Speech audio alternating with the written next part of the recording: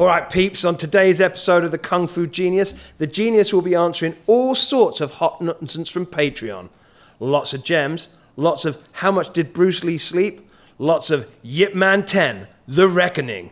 This time, he's pissed. Let's get to it! And every day, I practice martial arts. Watch out!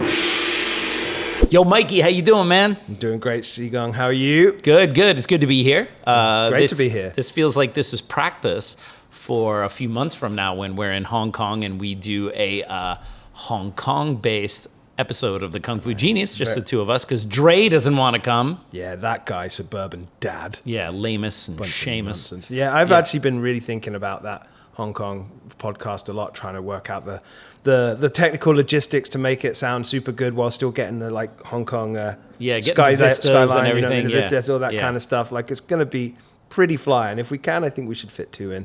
Definitely. Well, I just talked to Bruce Willow, our boy Bruno from Portugal, stuntman and martial artist extraordinaire. And would definitely like to do an episode with him. Recently, I just recorded an episode for his YouTube channel.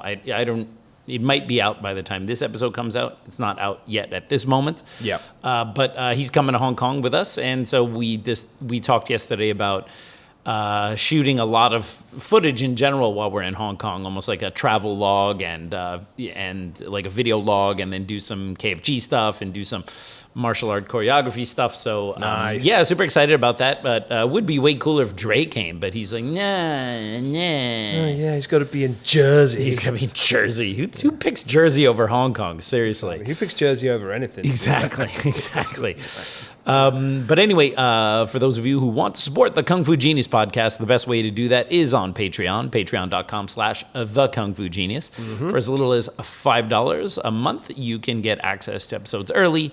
You get things like my Instagram reels for that are normally for subscription only on Instagram, but I include it there as well. And higher levels of support, you get all sorts of different goodies and stuff. And that is the best and most direct way to support the Kung Fu Genius podcast, as well as buy my awesome books, especially my new Wooden Dummy book. The link for that is in the description below. And you can also go to the online shop. I have all sorts of cool stuff there, including Kung Fu Genius T-shirts. Yeah, well, to put it into context, this coffee costs $5 each time, so you can afford the Patreon. That's right. And we need that Patreon money so we can afford the coffee. All right. So what do you got for me? I think we got some Patreon questions first. We do have some Patreon all right, questions. Here we go. All right. So first one coming up. Gerald John, in parentheses. Good, Laura not 5. parenthesis. Hey, look, first of all, it's aluminium, not aluminum. There's an extra I in there somehow? Where's that extra I come from? The Queen's English. Anyway. The Queen is dead, okay? All right? Screw her English. Yeah. You know what? I'm not going to disagree. Yeah, I speak the English of Jesus, okay? And if American English is good enough for Jesus, it's good enough for me, all right? Mm-hmm. Okay. Anyway. Any ideas why some lineages call this Poon Sao and others call this Luk Sao? Oh, yes. So that question, which I already responded to on Patreon, is a response to one of the Instagram subscriber reels where I was showing some of the basics in Chi Sao from, the first double arm Chi Sao exercise, which is called Poon Sao. Sometimes it's called Lok Sao by some other Wing Chun lineages. One thing I think people need to understand is that Wing Chun terminology is, at least in my understanding, a little bit more flexible than, say, the terminology of some other Kung Fu styles. Some other Kung Fu styles, the names of the movements and positions and exercises are very standardized, and oftentimes they're very fanciful.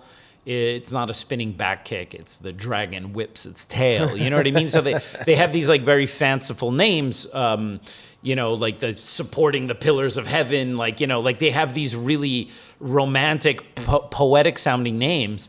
And then you get to Wing Chun, which even in Chinese, and that was the funny thing before I started to get into learning what all these different phrases and sayings and words meant in Chinese, I also thought that by learning the Chinese terminology, I would uncover a lot of mystical, secret meanings behind it. And quite to the contrary, learning what these words mean in their actual language when you strip them of any kind of mysticism because you're coming from another culture. They're very straightforward and almost very pedestrian. Pak sao literally just means slapping hand, all right? And if you go up to someone who's a Chinese speaker but not a martial arts practitioner, and you show them the two characters, pak sao, and you say, what do you think this means? All right, that's always a great test, by the way. If you have Chinese friends, especially those who speak Cantonese or read traditional characters. If your Chinese friend is from mainland China and only understands Mandarin or only reads simplified characters, then this game won't be quite as fun. But if you get someone, let's say even from Taiwan, they're not a Cantonese speaker, but they can read traditional characters, or you get someone, for whatever reason, they're able to read traditional characters, but they're not a martial artist. Yeah. It's always a fun thing to go show them something like bong sao or pak sao and be like, what do you think this means? All right. Because they're going to look at it solely based on the Chinese and they have no context that's been added from years of doing martial arts. Right. And I remember one time I had asked someone from Taiwan who read traditional characters, say, what do you think pak sao means? And they looked at it, they said, it's just this. Applause, because it's actually the same phrase for applause is to pak sao, to slap hands. All right, and then you realize, well, the secret there is in the sound it makes, right? Yeah. And that's pretty much it. But sometimes you hear like Western Wing Chun instructors who oftentimes don't speak any Chinese. And they will tell you, well, the pak sao is, and then they'll come up with this very long, convoluted, secret, mystical sounding thing. And it's like, bro, it just literally means slapping hand.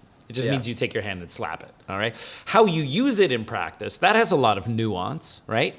So, of course, how you apply an outdoor pak da versus an indoor pak da versus how you use an outdoor pak da from distance versus from in distance. There's tons of details and nuance. None of those details and nuance are implied from the terminology, because the terminology by itself is super simple. The context and the details and the how and the exactly how you do it and when you do it and the timing and all that entire body of knowledge of how to use it, that's through the martial practice. That is not implied by the word. But a lot of Westerners want these words to have way more meaning than they do, right? Yeah. As if there's one word in English, for example, that means like, to take this very specific example, the slapping hand that comes from a certain angle going towards your partner's core and maintaining stick, like as if there's one word that can mean all those things, right? Mm-hmm. And so there's like this idea that all of these terms have like uber nuanced meaning. Some of them do, some of them don't. So here, to come back to the question, the difference between why do some instructors call the basic double arm chi sao exercise pun sao and others call it lok sao, because lok and pun both mean to roll in Chinese or something equivalent to that. So rolling arms. And so when Wing Chun Sifus kind of just use terms that describe what something looks like or what you're doing, then it's normal that different Sifus might use a different word for the same thing, because these are kind of actually not very detailed, rather they're very vague. Yeah. So you could have one person use one word for roll and another Sifu use another word for roll, but it just means roll. All right. I think lok sao is not used as often anymore, because in the meantime, the term lok also can be used to reference the male appendage. So, but I think that's like a modern accretion of meaning for that word. So maybe in the 50s it didn't quite mean that. So you would hear people call it lok sao a little bit more back then, but now it's kind of has like another slang. So at least, why are people so offended about forefingers? Forefingers. Well, that's the appendage you're talking about, right? Oh. Obviously. Obviously. When one says the male appendage, we are talking about the forefingers. If women don't have forefingers. All right. So anyway, so that's the reason. It's just a different term for the same thing. These things are a little bit more vague than a lot of Westerners want them to be. They want it to be super, super mystical and deep sounding. And it's literally like, slap hands, bro. All right. Well, the question I guess I have that you've probably answered on the podcast and definitely in private, it's just that how much of this is that like kind of like, you know, the customer or like kind of the practitioner wanting to find that meaning, and how much is it that the Sifu of whoever it is, it's like kind of just makes this shit up, right? Now, are they making it up, or did someone tell them, like, you know? Yes. Well, that's a very good question. And I think the easiest way to kind of suss out an answer to that query is you do a reverse thought experiment. Okay? Now imagine Wing Chun. I know it's going to sound very sacrilegious. People are going to get upset. Yeah, because a white guy is going to say that. Someone commented the other day, some white guy calls himself the Kung Fu genius and just wants to insult Bruce Lee. It's like, I love people who are new to the podcast, and it's like, if anyone thinks I use the nickname Kung Fu Genius seriously, it's like, you have a comprehension issue. All right. Have you ever even seen the opening, like to all of our episodes? Have you ever even heard the Kung Fu Genius rap song? Like, it's ridiculous. Okay, I don't take it seriously, but if some people do, they get very upset, and then they always invoke the some white guy as if like, well, okay, imagine I'm half Hispanic instead of just a pure white guy, if that makes you feel better. Yeah. So anyway, imagine Wing Chun is an American martial art that all the terms are in English. So it's not chi sao, it's clinging arms. It's not lap sao, it's grabbing hands or grab and hit. You know, imagine all these terms are in English, right? And imagine then in the 70s, for whatever weird reason, this American martial arts called Praise Spring, all right, became huge in Hong Kong, all right? And so now you have Chinese Praise Spring instructors. We'll call them coaches because they wouldn't be Sifus, right? Because it's an American martial art. So you have a Chinese coach of Praise Spring fist fighting, all right? And this coach is going to teach in Chinese because they live in Hong Kong. But the terms are all in English, okay? So when you flip it that way, you know, you start to understand what it's like for Chinese people watching Westerners teach Wing Chun, for example, right? So you would have a Chinese Sifu say, all right, like, we are going to practice 我哋玩 clinging arms, okay? We are going to play Chi Sao, all right? Just reversed from English to Chinese, all right? Coach, because they don't say Sifu, all right? They speak Chinese, but instead of saying Sifu, they say coach. Clinging arms, 乜嘢意思啊? All right? What is the meaning of clinging arms? Okay? Now that Chinese coach has to interpret that American phrase for his Chinese student. And that's how the sausage of these things are made. Automatically, that you literally just flip the script to this hypothetical American martial art being taught in Chinese, but using English phrases. And then someone wants to know, and then the level of the explanation that the Chinese Sifu give, the Chinese Sifu or the Chinese coach is now the interpreter of a foreign language to native speakers, all right? And then you would automatically see, well, it would depend on that Chinese coach's understanding of English, of their understanding of what this really means, and it's kind of up to them to create the narrative. And then sometimes instructors will do things purposefully. I'm not going to say they're going to do things like intentionally deceptive. Yeah. But maybe for this one student, in order to get them to understand something, they frame it a certain way. And maybe that frame isn't 100% accurate to what that word means, but the student will understand it based on that explanation. Right. But now that person might go on and explain it using that frame, and then there's now a distortion. Right. Okay? So it's very easy to see that. We often just think of it coming from massive Western misinterpretations of Chinese stuff, but it's just a language problem, all right? Right. And so I think that every Sifu or every instructor of Chinese martial arts should learn the phrases of their style what they actually mean, devoid of the additional context your training adds to what Chi Sao means, for example, right? Yeah. Like learn Chi means to cling. Then maybe learn like 5 other ways that term is used in Chinese that are non-martial arts related. And then you get a better idea of what that means in general. So it's not like you have to learn the entire language.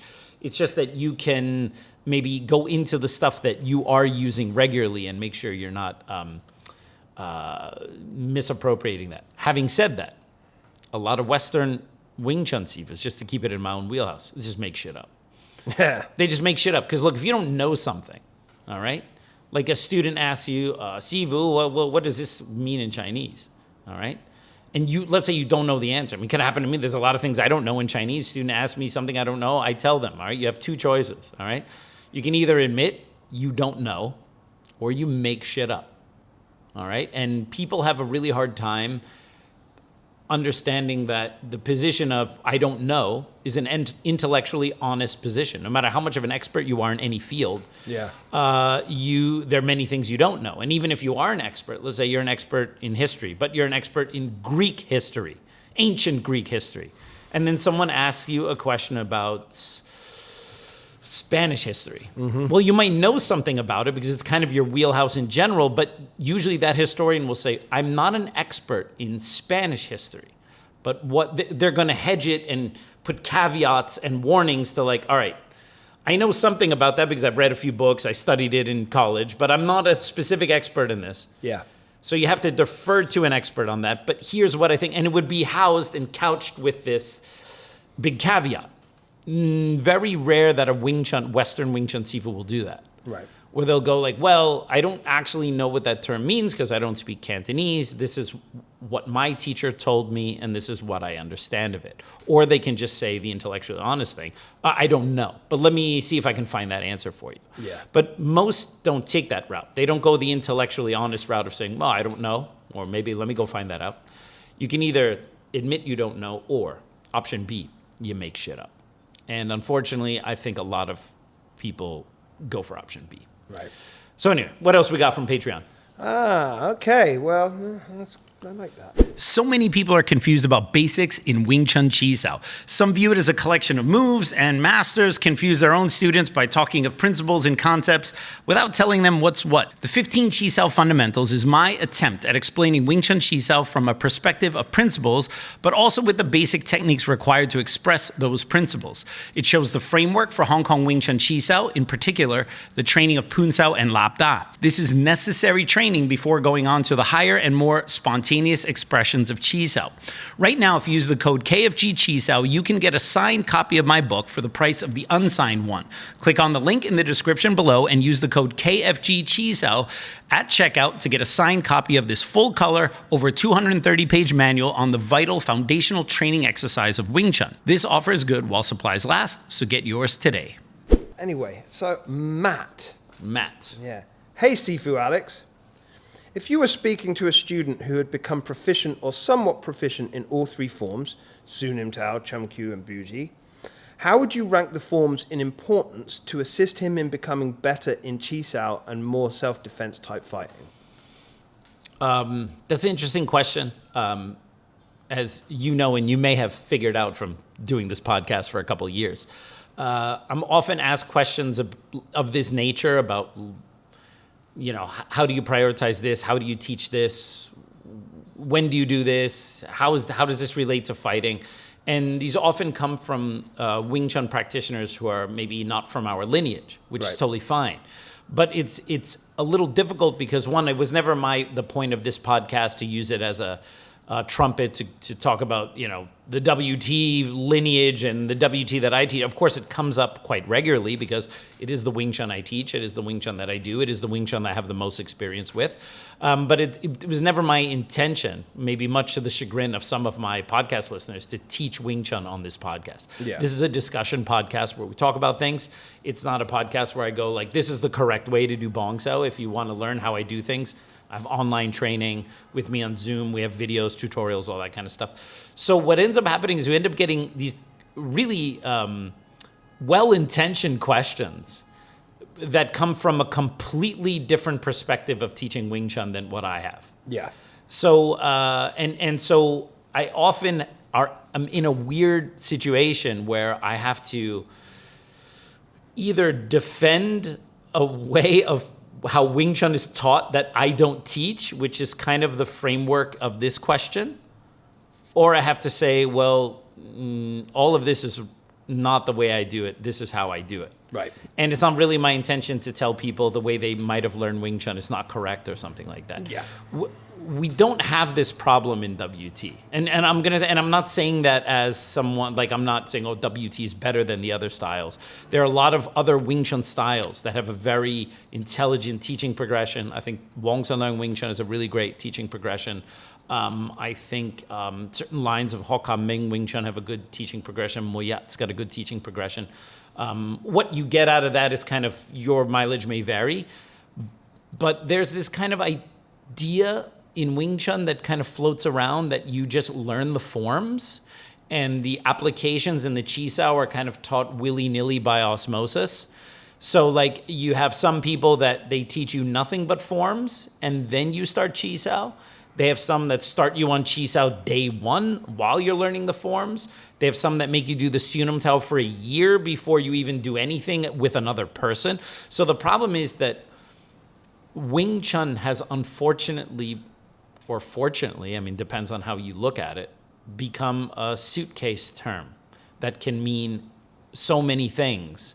When people say, how do you judge a student that's proficient in this? And I say, well, I wouldn't have to judge a student that way because that's not how I teach my students at all. I wouldn't be in that situation. Again, I'm not trying to throw shade on any other style of Wing Chun. The way we teach it and the way I think many other progressive Wing Chun styles teach is that the students learn the fighting applications parallel to learning the form. Right. So, for example, you start learning the Sunam Tao form, you also learn how to use those movements against someone who's attacking you, right? You learn the Gansao in the first part of the form, then you learn how to use the Gansao against someone giving you a low punch, for example, right? You learn Pak Sao in the third part of the form, and then you learn how to use Pak Sao against someone who's trying to punch you, and you do that in sparring. So you have the form, your footwork, your basics, your single arm Chi Sao, just at the Sunam Tao level, alongside learning how to stop someone from murdering your face with a punch or trying to grab you or grab your arms or put you in a headlock, all parallel to learning the forms and the traditional methods.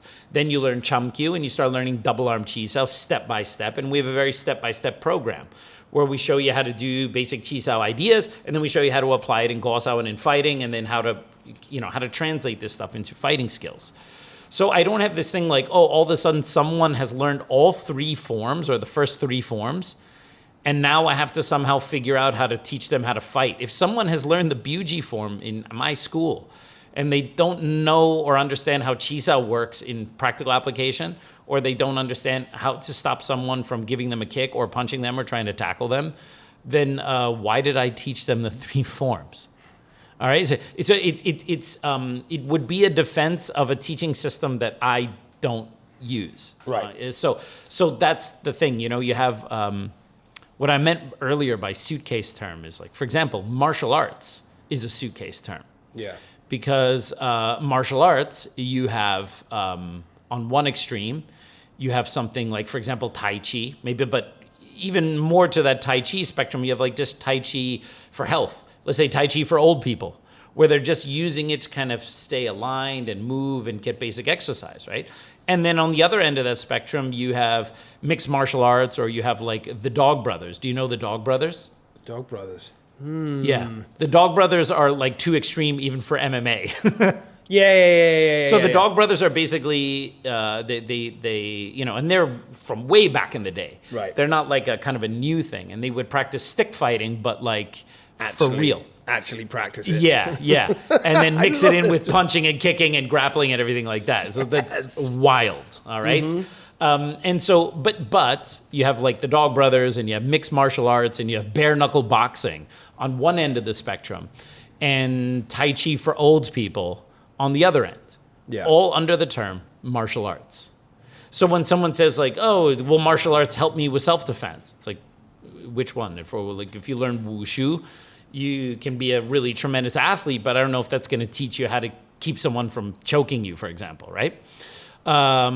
but that might not be what someone wants from that martial art. That's why they get what they want from wushu. So it's not to say wushu is not good or tai chi is not good. It's well, what do you want to do your martial arts for, right? Yeah. But the term martial arts themselves, it's a suitcase term. Right. Which requires further defining. If you're going to have a conversation about martial arts in general, we have to really actually narrow it down. Yeah. There is no martial arts in general, all right? But Wing Chun is kind of that way because in the world of Wing Chun, you have very traditional strains of Wing Chun which just do forms and prioritize how good the forms are performed and prioritize how well drills are done. And on the other side of the spectrum, you have, for example, maybe people like Alan Orr, who's a traditional Wing Chun guy, but also is big into mixed martial arts and trains Wing Chun for mixed martial arts, including teaching his students how to kickbox and grapple and all that stuff and integrate it with the Wing Chun that he teaches. Well, all of that is under the rubric of Wing Chun. So then when you say, well, how do you teach this in Wing Chun? You have to, again, like the suitcase term of martial arts, you have to narrow it down. Are you in a Wing Chun school that's more traditional and you're teaching it more as an art form or for self-betterment? Or are you solely worried about self-defense on the street? Or are you interested in fighting in the ring? Or do you want a little bit of everything? Or do you just want the one thing, right? So again, I'm not here to trumpet the way I teach things. I teach classical Hong Kong style Wing Chun with an emphasis on modern training methods and self-defense. I don't specialize in sport fighting or ring fighting, but I don't shit on sport fighting or ring fighting either. I don't specialize in it because if I wanted to get into that stuff, prepping my students for ring fighting, I would have to get in coaches. I would have to have special classes and special conditioning because it's a different thing. Yeah. And I respect that, and I have a lot of admiration for people who do that. But it's not what I do. Right. But I don't shit on it. Yeah. All right.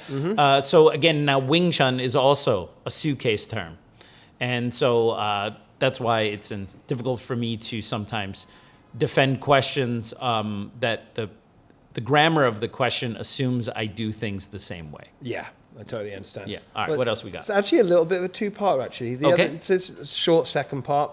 Also, do you have any tips on how to practice forward pressure without a partner? Love the podcast, and thanks for considering my question. Yeah, that's I mean, I get a lot of this stuff like how do you do XYZ without a partner? And really, the trick with Wing Chun is you really do need a partner because it's one thing to be able to develop, let's say, forward pressure against a static object or to do isometric presses against an object or something like that. And it's quite something different to do it with someone who's also trying to hit you at the same time, right? So, I mean, you can do isometrics in different positions where you're just kind of pressing, keeping your arm relaxed, especially if we're talking about forward pressure. You want that from the upper body mechanics to come from, one, you have to have a focused intention on going forward. So there's a mindful aspect to it. You have to just imagine your pressure going forward, and that's not mystical or that's not like Deepak Chopra bullshit or anything like that. That's literally that's kind of movement science. Even in strength training now, they're moving away from going to all these external cues like push your hip here, put this or whatever, and they're going more to the kind of cueing where it's like, okay, you see that dot on the wall, I want you to push your hand towards that dot and letting your nervous system figure out the most efficient path to do that rather than going like, okay, you have to, like in kettlebell training back in the day, you have to press this kettlebell up and you have to keep your shoulder down and put your hip here and push this back and hold this and imagine you're pressing here against this and then you're like doing 80 different things and all you're doing is lifting a bell overhead. Yeah. The modern way is like, okay, provided there are no major dysfunctions in the way you move, hold this kettlebell like this, find a spot on the ceiling and press it up there. And your body's going to kind of naturally find that alignment the way it does with everything else you do. Your brain doesn't like to micromanage movement. It's quite adept at figuring out how to move itself. So having a mindful intention about, okay, I'm going to press forward, whether I'm doing Chi Sao or doing an exercise, that's an important aspect to it. It's not purely mechanical. There is something in the brain going, you are creating movement. And you let the body kind of figure out the best way to create the movement. So you have this mindful component, and I don't mean that in any kind of hooey bullshit kind of way. I mean that in the most standard non-esoteric kind of way. And then upper body mechanics, obviously tricep and lats are involved in pressing forward. So anything you can do where you put your hands in the various positions, elbow down position, elbow up position, push against a fixed object from the elbow. And then, of course, the other component is that to connect yourself to the ground in whatever way you do it in your style. Right. So that can be done by isometrics. I recommend isometrics in 3 different positions. So you have a position that's close to your body, a mid position, and a position that's a little further away, and train, full blast, pressing against a fixed object for 7 to 8 seconds. Take a break, do that a few times, and do it in 3 positions. That's helpful, but it's not nearly as good as working on forward pressure with a live partner. So sometimes it might be a good idea to even grab a student to teach, even if you don't feel you're a qualified instructor, but grab someone you can build up as a training partner and use them to experiment with these things. The other thing is, back to the mindful thing, not to get like too hooey or whatever, but if you want to get good at forward pressure, just like if you want to get good at punching, you want to get good at kicking or fighting or grappling or whatever it is, you have to be a little obsessed with it. And I don't mean this to the point where you're no longer a functioning human being, but it's like if you want to get good at, let's say, forward pressure, then make forward pressure your thing for the next 3 months. Think about it every day. All right. When I was thinking about forward pressure as a teenager, I worked for BMW motorcycles. And in old BMW motorcycles, there were little springs in the brakes. Right. These little spring clips. And I would buy some of them from the parts department. And so I had this little mini spring, and I would push it, and I would let it go out, and I would bend it and release it and press it. And I started to become obsessed with the nature of a spring, because this was going to help me understand how to train my arms to be like springs themselves. Yeah. So it's like sometimes it's even just being as geeky as like getting a little spring and playing with it and looking at it, how we bend and how it goes forward and press it, and then thinking about making your arms move in the same way. And if you do strength training of any sort. So, I go to the gym and lift some basic weights.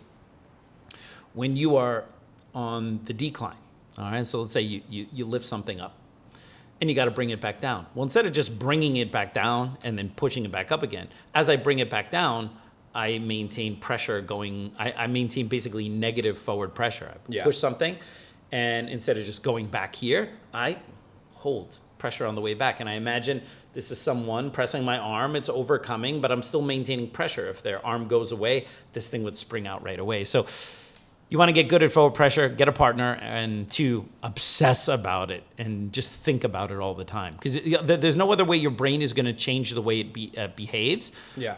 You have to make a new habit if you want forward pressure to be your new habit. The only way it's going to become a new habit is just inundating your brain with this thought constantly. It's immersion. It's thinking about forward pressure until it's just a part of you.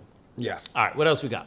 All right. Well, that's great. Good to know. So no Wing I Chun. love our Patreon questions. They're always really good. Yes, absolutely. I just realised there's not really any opportunities for any Wing Chun menage a uns. Menage a uns. For one, no, not really. That's a shame. Yes, I do like a nice menage. Yes, not I'm gonna sure. lie. Yeah, that's for another podcast there, buddy. Wing Chun After Dark. Anyway, I just wanted to get menage a un there for today. That's Mikey's Profanosaurus contribution for the day, folks. Anyway, Roberto Santiago. All right. Question. I just saw the film Young Ip Man on Amazon Prime. Sorry to hear that. Yes. If you have seen it, please evaluate the Wing Chun fight choreography. Thanks. I always get thrown off by these titles because the titles of kung fu movies often have these like metamorphoses that happen, right? So you'll have like the actual title in Chinese, which is often at odds with the English title because it's not always possible to have a direct title, but a direct translation, to say. But you'll have like a Chinese title, and then you'll have the original American, or I should say English title of that film. And then that film happens to become popular in the Western world, and in order to sell the film more easily, they will sometimes change the English title again. Right. So, for example, Donnie Yen's film Kung Fu Jungle, all right, has a Chinese title, and the original English title was Kung Fu Jungle. And then they Welgo wanted to market that film to the U.S., which is a great movie. It's one of my favorite Donnie Yen Oh, movies. it's fantastic. And they decided, no, Kung Fu Killer is a way catchier title. So then there was a while where people were asking me, have you seen Kung Fu Killer? And I had seen Kung Fu Jungle, and I was like, no, I don't know. Because in the American or international release, they changed the English title again. Yeah. From the original English title. And I usually watch these movies right when they come out. So whatever English title I know would be the original one. And then whatever the thing has mutated to, apropos 36 Chambers of Shaolin. Yeah. Which is a direct translation of the Chinese title. Siu Lam Sam Sap Lao Fong is the original title of that film.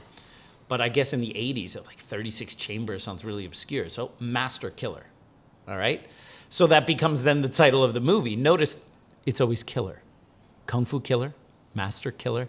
It's always death, kill, or something like that they have to put in, right? I always forget that because I've never known that film anything other than the 36th Chamber of the Shaolin Temple. It depends what your introduction to it was, because in the 80s, those Shaw films were shown here in the States, especially here on the East Coast, under what was called Black Belt Theater on Saturdays. Yeah. Mm-hmm. And they had all those titles where it was like, even you look at some of those Shaw titles, the American or let's say international release of those titles in the 80s was almost never what the original English title of those films were. So it was like you have to learn the Chinese title, and then you often, if you're an expert, have to learn two alternative English titles, the actual one, and then the one that they use to market to Americans, for example, who need death, blood, kill in the title of everything or they won't watch it, right? Yes. Well, think about it. Think about 42nd Street back in those days, the Grindhouse Theater days, right? Yeah. So it's like, in those days where they're showing these ridiculously low-budget violent films, right? You're more likely to go see something called the 36th Chamber of Shaolin or Master Killer, right? So that's where. So then, Young Ip Man sounds to me like one of those bastardized international titles that wasn't the original English title of that movie. Right. So when it came out, I would have only known it by its original English title. I think it might be A Legend is Born. Right. Was the original one. And it served as a prequel, although it's not the same franchise as the Donnie Yen IP Men films. But it was supposed to be like, it was like, they've since done a bunch of movies with a young Yip Man, because that's what they always do. Wong Fei Hung, first he was always depicted as an old man by Quan Ta King, and then at some point they do tales of the young Wong Fei Hung, played by other actors, right? Yeah. So they did the same thing with Yip Man pretty early on. In fact, I think it was maybe the second or third movie that came out in the whole IP Man world was that Legend is Born, which told the story of a young Yip Man in Fatsan fighting ninjas, and the choreography was just ridiculous. So it's difficult for people to understand why, like, I really don't like those movies, because it's not the same experience for me as it is for casuals, all right? And here I'm going to sound like a complete snob. And on this particular topic, all right? I know, when do I not sound like a snob? Right? Unlike any other time. Unlike any other time, right? No, but on this particular topic, the IP Men movies or Wing Chun in film, okay? I'm going to come off like a complete elitist snob on this title, or on this topic, I should say. Unlike any other topic I talk about. Any other topic. But as someone who has been teaching Wing Chun for 20 years in New York City and has had the chance to spend the amount of time I have in Hong Kong and meet original students of Yip Man and research the topic, I've written books about Wing Chun. It's like, okay, I think I've earned the right to be like, I think those films suck, okay? But there are people, like, if you see choreography, all right, who doesn't like a cool, well choreographed scene, all right? You watch a scene, doesn't matter what movie it's from. You see two guys going back and forth, pop, pop, pop, pop, pop, punching and kicking and ducking and shit breaking and whatever. Like, what dude or what fan of the genre doesn't inherently just kind of like that by default, okay? Yeah. So, like, I get it that there's, like, you know, whenever you see martial arts, kicking and punching and stuff going back and forth and two dudes fighting and blah, blah, blah, blah. There's an element of like, wow, who doesn't like watching a good fight, all right? And then all of a sudden it's like, well, I do Wing Chun, right? So, oh, look, this guy's supposed to be Yip Man. Oh, look, he did a Bong Sao. Wow, it's great. Oh, look, there's a Pak Sao in there, right? And people see these little Wing Chun moments in like drips and drabs throughout the choreography, and they go, it's Wing Chun, okay? It's so good, all right? And it's like, no, it's not, okay? Yip Man 4 recycled whole phrases of choreography from Yip Man 3. Whole phrase. It's like they literally just phoned it in, okay? And just like said, like this 5 movement sequence would just copy and paste, change, it's that whole like Gizmo versus Baby Yoda controversy, Yes, right? absolutely. It's like, Just copy my homework. Just copy my homework, but change it a little bit, right? Okay. Just enough. And it's like you start to see this, right? And then so I grew up watching kung fu movies, all right? I grew up on the classics. Not just Bruce Lee or the Shaw classics or the Golden Harvest classics, all like the golden age of Hong Kong cinema, where you had these guys who were just so good at fighting on screen and stunts and all the different styles and everything, and that was the heyday, and they were so good at it. And everything that comes out now, even with IP Man in the title, is a shadow of the brilliance of those original films. And on top of it, you have better special effects now. So you can make all of these guys look like they can do things that they really can't. And it's not to say that they didn't have, wires and stuff like that back then. But when you watch a Shaw film and you see some dude doing a flip, that's a dude doing a flip. That's not CGI. Yeah. Okay? When you see someone fall off of a roof and land on his back, yeah, he's landing on some pads that are hidden under the floor there. But that's a dude who fell down. That's not CGI. Okay? And so the guys in those days could really do it, could really imitate the styles, and did it without the benefit of a lot of special effects, blue screen, all this digital editing. And let's face it, Donnie Yen uses a stunt double. Okay, whenever you don't see Donnie Yen's face in any of the Yip Man movies, he has a Wing Chun Sifu that doubles him to make it look like his Wing Chun is better than it is. I know this because I know people who've worked on the films who had fight scenes with him, and their fight scenes were mostly not with Donnie, they were with Donnie's stunt double. So it's like, okay, Lam Cheng Yeng was not a Wing Chun guy, all right? But arguably did the best job playing a Wing Chun Sifu in Prodigal Son. And when you watch that film, Prodigal Son, I mean, you could see it's really Lam Cheng Yeng. So Lam Cheng Yeng did his homework to learn how to imitate Wing Chun shapes so that he could be the one doing his own fights and his own stunts. That is far more impressive than Dennis To or whoever this is in A Legend is Born being highly doubled by other people in second-rate choreography that's sped up, undercranked, and uses lots of stunt doubles. And the story's not... And look, I'm not saying the Yip Man movies have to be historically accurate. Okay, I get it. These are not documentaries. They're made for making money. But the problem is they're just making him into a Chinese nationalistic clown. Okay? Yip Man left China, not because of the Japanese. Okay? If Yip Man could see what kind of a nationalistic pawn for China they're making him in these new films, he'd roll over in his grave. He was a member of the Kuomintang Party. It's like, this is like, so on every level, these films are kind of offensive to me. Not in a modern, I'm offended, I need to cancel them, but just in kind of like they're offending someone whose real life story is far more interesting. Yeah. They're offending a style that could be way more intelligently shown and choreographed. And it's being done by people who don't have the level of skill. Like this, I think it's Dennis To is the guy who plays Yip Man in the Legend of Born or whatever, right? Hell, even Anthony Wong, in my opinion, did the best Yip Man of all of them in Yip Man: The Final Fight. Some people might not like it because it kind of tries to be a little bit of an action movie, but Anthony Wong speaks Cantonese with a Fatsan accent like Yip Man did. Anthony Wong tried to smoke cigarettes in the same style that Yip Chun said his father smoked cigarettes in. He gave respect to that role in the way he portrayed Yip Man and made a much more accurate film. Even Sin Guat Lam, the producer of the first Yip Man movie, told me that he thought Yip Man Final Fight is the best out of all of them. All right? And it's not a crazy martial arts epic. Everything else just seems like just bad copies of copies. And the Fat Samurai channel, we did a review of one of the newest Yip Man movies. It was a Yip Man, The Awakening, I think it was called. Oh dear Oh God! God, it was awful. It was also another prequel, like a young Yip Man. The same actor who was he was a kid in New Legend of Shaolin with Jet Li. Mainland Chinese actor, doesn't speak Cantonese. Already, how can you have non-Cantonese speakers playing Yip Man? All right, I don't want to watch a Yip Man movie played by a freaking Mandarin actor. Like I don't want to watch it. The same way, if I were to watch a film about a Mandarin martial arts star, I don't want him speaking Cantonese. It's not like I'm an elitist about Cantonese. It's like Yip Man Cantonese, all right? Can we get someone who speaks proper Cantonese, all right? Perhaps maybe with a non-Boston accent. So anyway, what else we got? I'm sorry, I was like, wow, Yip Man, The Awakening. You know what that sounds like? It sounds more like, he's woken up from suspended animation 70 years later. Yeah, starts watching these movies made after him, and he's going, what the...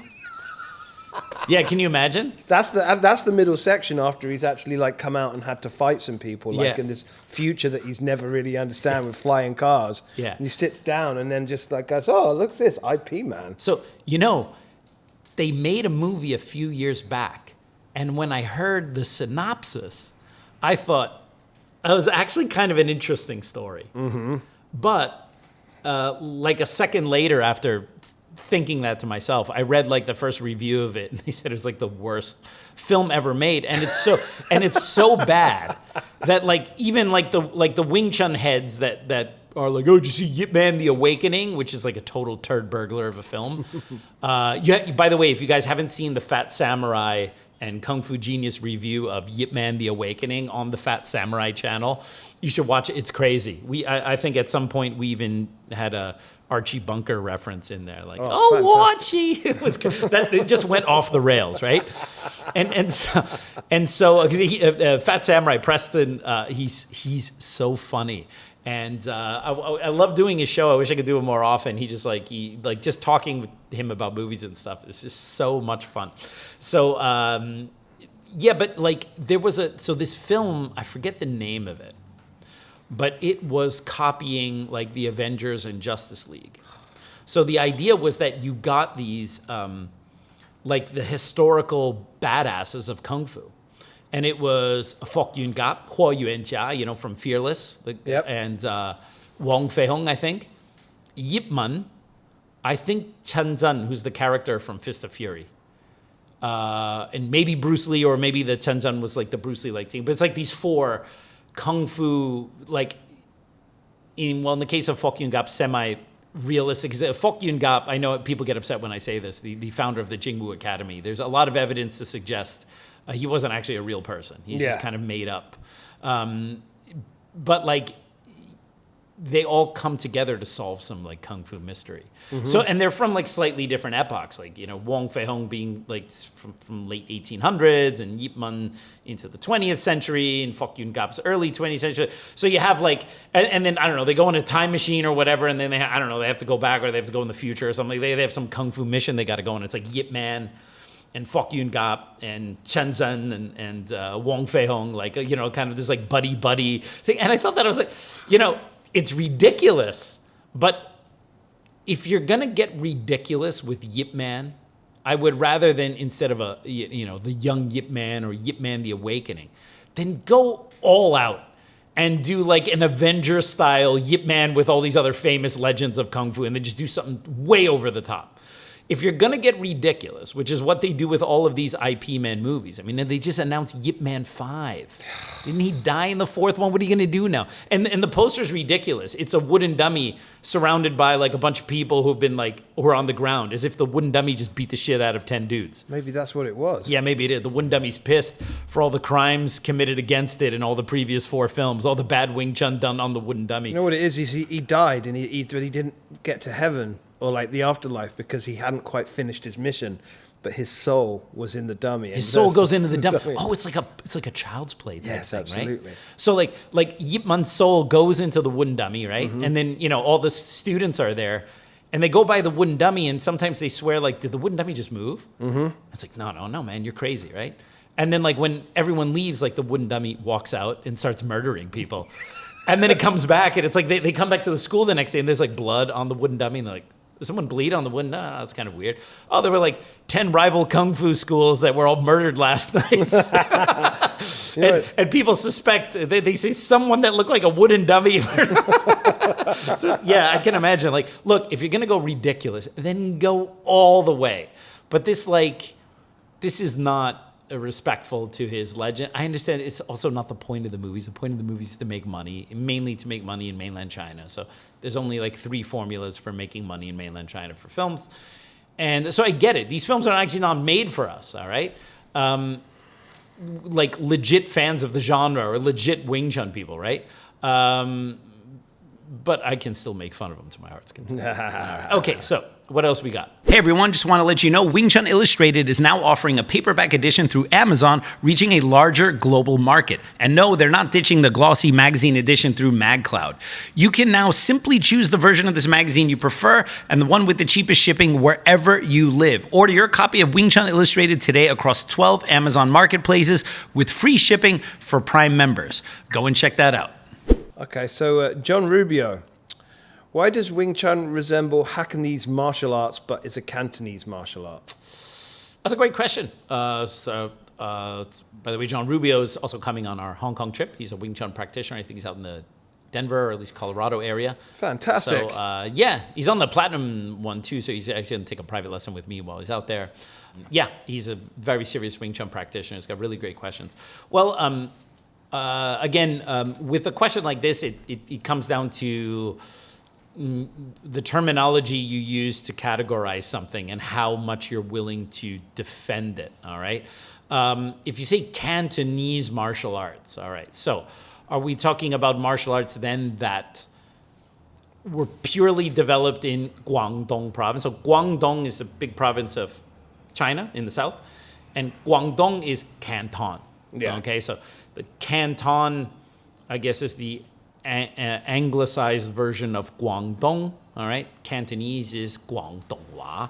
It's the language of the Guangdong province, right? Mm-hmm. So I mean, so what do we mean by Cantonese martial arts? So we mean martial arts that were exclusively designed in the Guangdong province, or do we mean martial arts that are taught in Cantonese-speaking areas, right?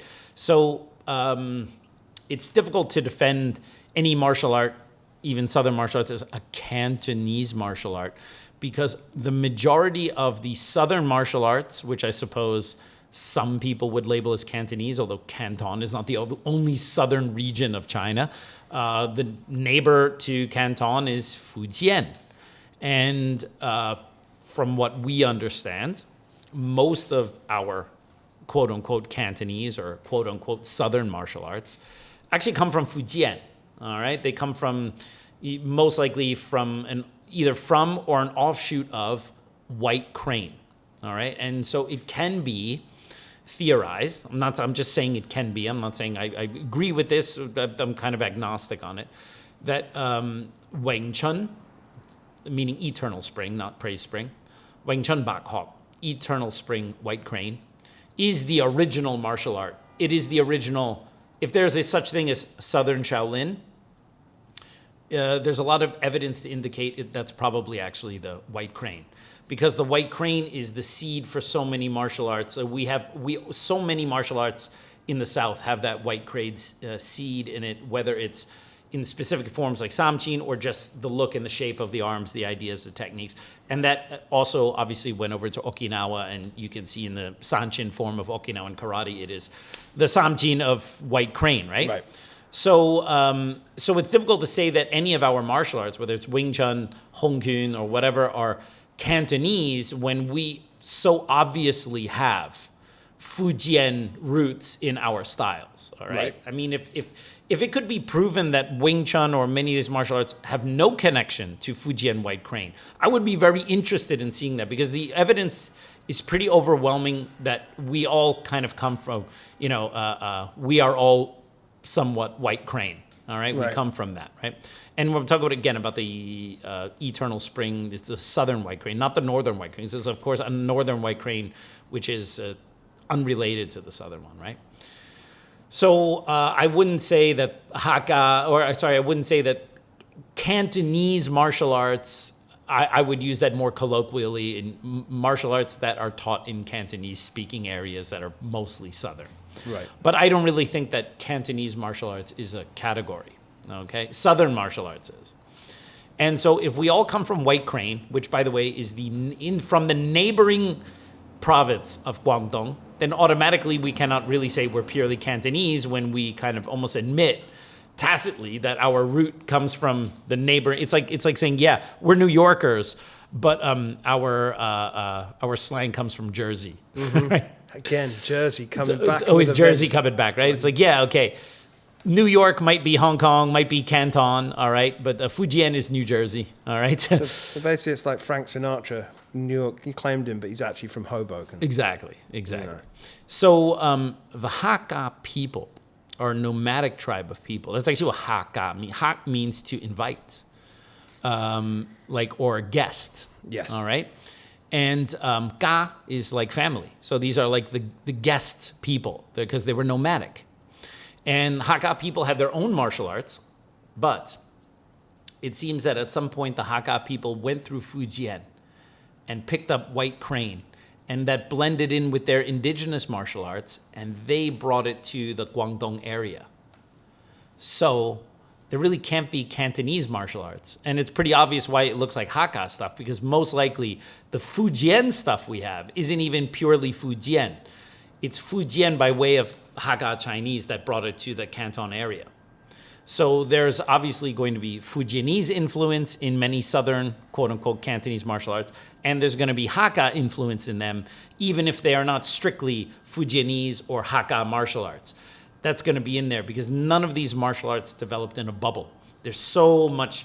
This guy learned a little from this guy, and this guy saw that and mixed it in with this or whatever. To think that any of these martial arts were created purely in a bubble without any knowledge or idea of the other guys is untenable, even back then. Yeah. Yeah. So we are all Hakka. We are all Fujianese. We are all Cantonese. We're all a little bit of everything. We're all, to a certain degree, Zap Kun. Yeah. Zap Kun is a derogatory term. It means mixed fist, but it's usually that mixed fist, that Zap Kun is like Zap Soi. Zap Soi is Cantonese for chop suey. Ah. All right. And what is chop suey? It's all the entrails and crap that's left on the pan that you just throw together, fry it, and put it on the plate and call it. It's all the leftover shit. Yeah. So when someone teaches for Chinese standard, inauthentic martial art, meaning like, they mix a little of this style, that style, whatever, right? It's called Zap Kun. And that is a derogatory term, all right? It usually means just kind of made up and mixed up bunch of shit or whatever, right? But if we want to take that bite out of it, most martial arts are kind of a Zap Kun, right? Because no martial art can be designed and created in a bubble without outside influences, without looking at what the other people are doing. Would you even want to learn a martial art that was designed without any knowledge of what the other martial arts do? Absolutely not, right?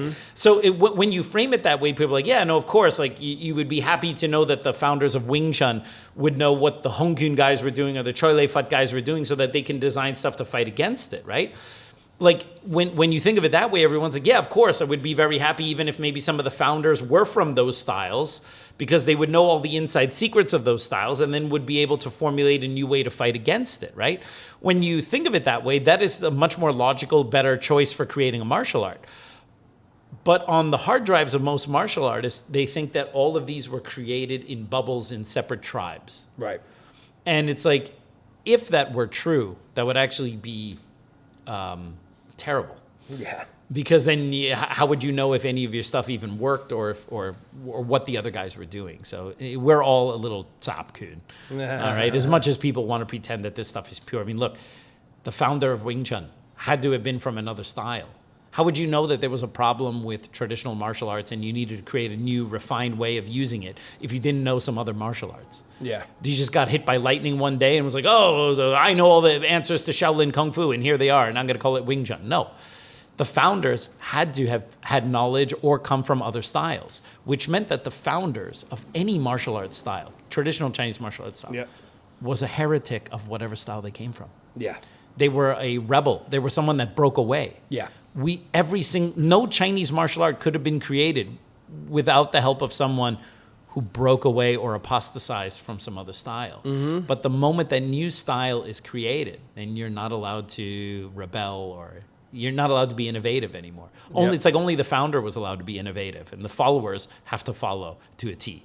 And this is the same problem with martial arts. So anyway, what else we got? Was that our last of our Patreon questions? That was the last of our Patreon All questions. right, so now we're going to dip into the wild world of YouTube. Yeah, we got time for one more. Awesome. You know what I mean? So I just noticed that you're rocking a Lake Oman. I am rocking the Lei Gongman, which for people who come with us on our Hong Kong trip, we can go to Lei Gongman and pick up one of those. I'm going to pick up 4. Yeah, they have basically the short sleeve and the long sleeve one, both which Bruce wore in Fist of Fury.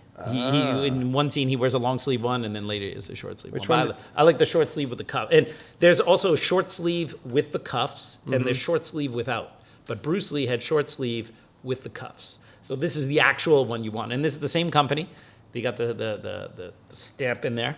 Mm-hmm. And it's really, it's not like cheap cotton. It's like really breathable. So it's really good. Like for the hot weather, it's actually really great. Is it the same one he wore in the Chinese Connection? How dare you? All right, let's go to YouTube. How dare you? Chinese Connection. Okay, Days of Dragon.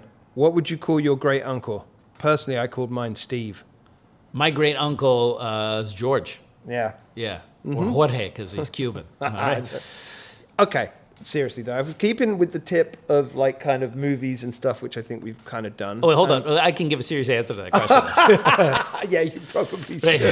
Because the great uncle, meaning in the Kung Fu family terminology, I would assume. Otherwise, you're asking me, we call great uncle in German or whatever. Like, I don't know. Well, you know, he's going to reply and go, "No, I actually just want to know who your great uncle is." Yeah, it's Jorge.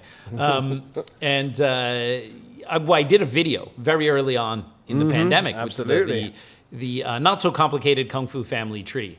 I would highly recommend anyone who practices Chinese martial arts, especially Cantonese martial arts, to watch that, because I kind of break down Sifu, Siheng, Sikong, what all those terms mean in detail, which includes all the different delineations of uncle. All right.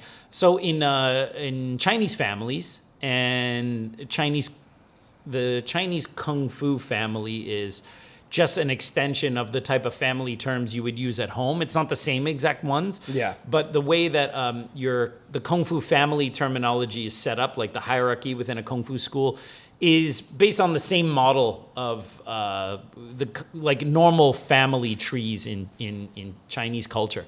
And as a matter of fact, my video, the Not So Complicated Kung Fu Family Tree, actually copied a video that went over the normal Chinese family tree. And they did it in super, super high speed because it's so complicated and it just keeps going. It's like, and then your uncle's uncle is called, but then the sister of your uncle, and it goes really fast, and you learn all, and they have terminology for all of these things. Like in English, when you say uncle, it can be the brother of either of your parents, and they could either be older or younger than your parents, or to a certain degree, the uncle could even be a non-related friend of your parents, right? The auntie was our favorite one. Yes. It's like the dinner lady. Yes. So the thing is that we're so much more vague. Like when you say things like cousin or uncle in English, you often have to explain then, this is the brother of my mother. So then you go, okay, this is your uncle on your mom's side, right? Well, in Chinese culture, you don't have to do that because they have different terms for aunt. Let's just say, leave it for uncle. Mm-hmm. There's a different term for uncle if it's on your father's side or your mother's side. And on top of that, there's a different term if that uncle is older or younger than your father or mother. Yeah. So that means that just by the specific term you use in Chinese, the term you use for uncle, the Chinese person would hear it and they would know just from the term you use, this is on the paternal side and this is a younger brother to your father. Right. Just by the term. Yeah. In a way that in English, we just have the nebulous uncle and then we would have to like further explain it, right? Now, the Kung Fu family tree is not quite as robust as the regular Chinese family tree, which is why I was able to do it in a much shorter video.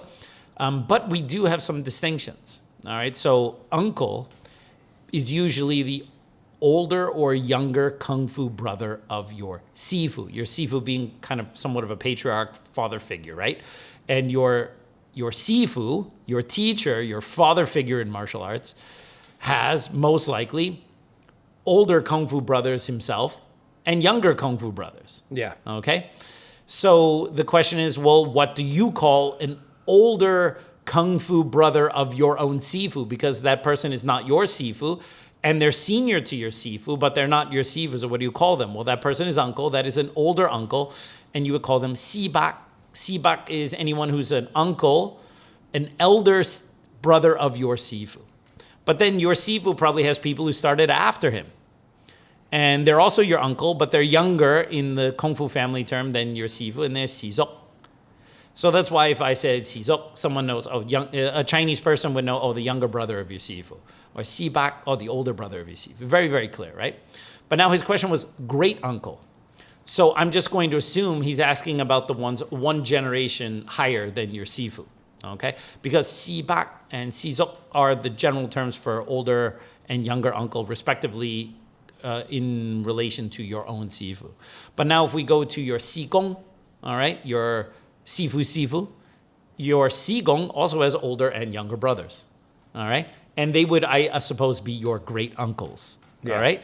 So if someone is in your sigong's generation and they are older or younger, but same sifu as your sigong, then you also have the older and younger distinction to your sigong, but you add one more word to it. So if the person is senior to your sigong, the elder brother of your sigong, they are your sibakong. So you add the gong, and the gong means it's from the, I'll put it translated loosely, from the gong generation. Right. Your sigong generation. And then if that person is the younger brother of your sigong, they're sizokgong. So you basically just add gong. And then one more generation higher, your sijou, for example, then you would just add zhou at the end. Sibakzhou, sizokzhou. But that's very rare, all right? But it happens in bigger schools, like the Learning school has so many generations and so many people, so you have that stuff.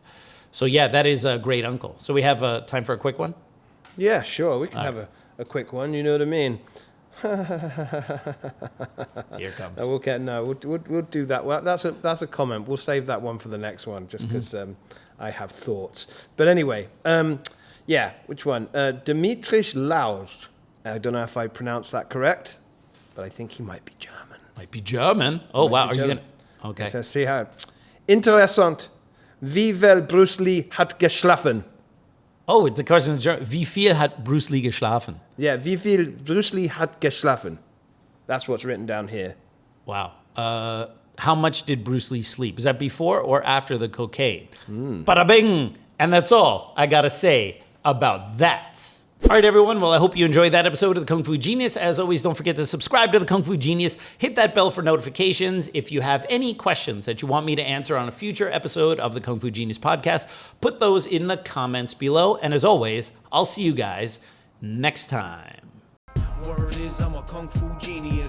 Technique speaks for me, not lineage. Forget Jet Li, cause I'm the one. Many call me seafood, but to you I'm Seagung. And I produce masters. You surpassed us. Your kung fu stiffer than corpse and caskets. City Wing Chun is the house I built. Violate the gate and your blood gets spilt. Alex, Richter, always the victor. All right, okay. Here we go. One take Willie here. Better than One-Eyed Willie. Hey. I just watched our last episode, which is not the last episode, but the one before, 1, 2, 3. And I'm scratching my nose like a maniac, and I look like a coke addict and the whole thing. And you know what happened? I had really bad allergies, and I didn't realize, I looked up and I'm going every time I'm talking to, I think it's Dre, I'm going like this. I'm going like this. And I looked at him like, oh my God, I look like a cokehead on the thing. Everyone, that's how he does all the work. That's how I get it all done. That's how he gets it all done.